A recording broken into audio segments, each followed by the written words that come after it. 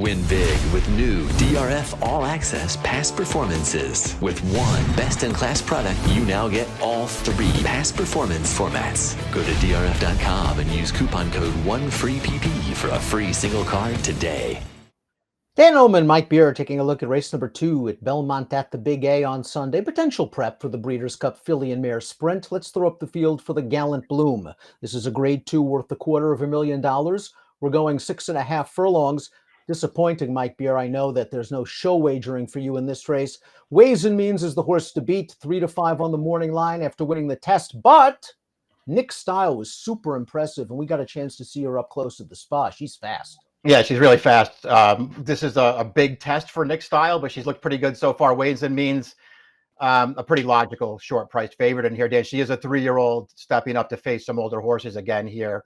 But she's just good, and it feels like they've sort of found her niche sprinting. She's good going longer. She's probably better going shorter. And Nick Styles' uncoupled stablemate Sterling Silver finished first in this race last year, and then was taken down in a very controversial disqualification. Let's look at our Timeform US pace projector. 5-horse field. We're not expecting a fast pace. That could be good news for the fleet Nick Style, who blitzed him at Saratoga. I guess the good news for Ways and Means is not only does she have the LP flag, which indicates the fastest Timeform US late pace rating, but she's tactical enough to sit just off the leader.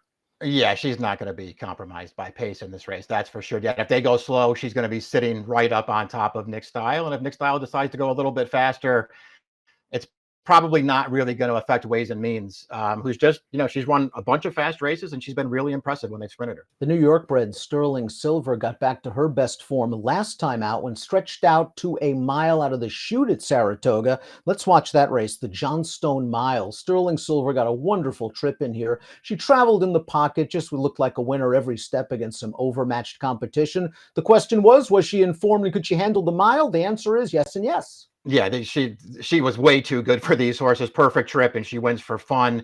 But she was never going to lose to these horses anyway, Dan. I think the main takeaway, though, from her recent form is that she's been in really good form all year long, even though she's only 2 for 6, and the wins have come, in those against lower level competition. Ran her in 2 grade 1s earlier this year. She ran really well in both of those races, although she's just not quite that kind of horse. 2 back in the honorable miss. She had no chance behind a really slow pace in there and actually ran way better than it looks. She's going to need the right trip in here, but she's good. She's underrated, and she's going to be a price.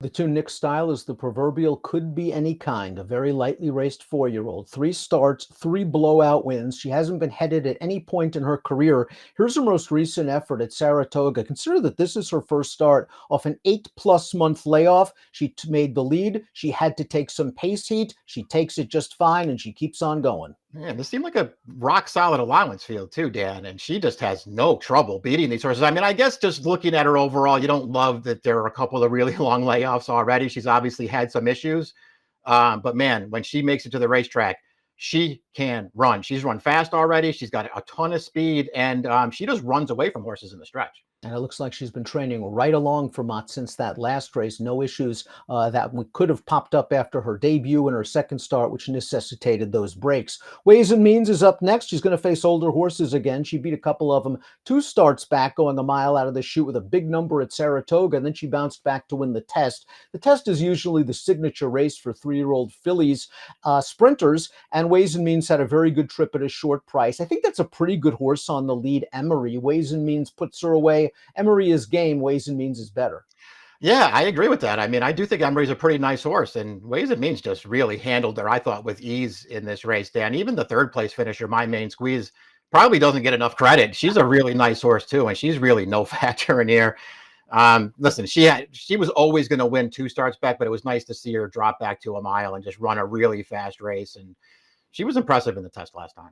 Pacific Rose is up next, going out for Jorge Delgado. This one has won 2 of her last 3 starts since being transferred to the Delgado barn after beginning her career in Southern California. Let's watch her last race, 3/4 of a mile. This race is at Monmouth. It's a 2nd-level allowance. Pacific Rose showed good speed in this race, got right up close to the pace, battled it out, and grinded it out. I like the fact that she's versatile. She can make the lead. She can sit. In this race, she's not making the lead, but I can see her sitting 3rd or 4th, maybe 3 or 4 off it.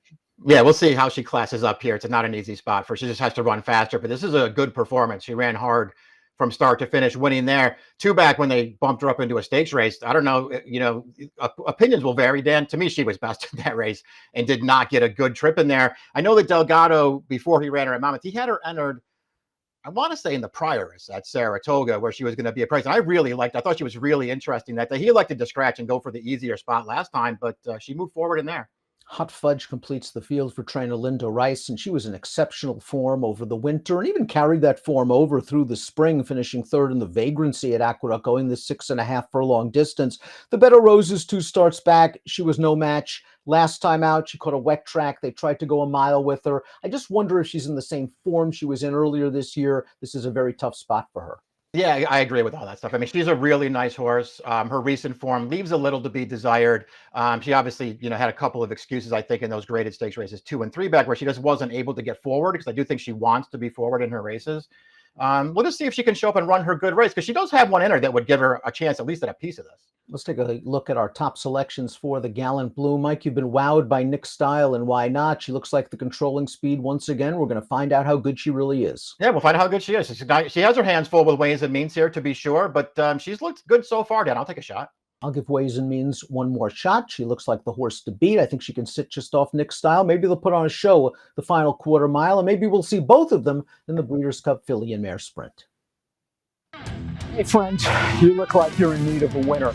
If you enjoyed the great content right here, just click and subscribe right here and enjoy the great DRF.com race of the days, the phenomenal stakes previews, and so much more. Many of that content featuring me and my exceptional selections. Trust me, you won't regret it.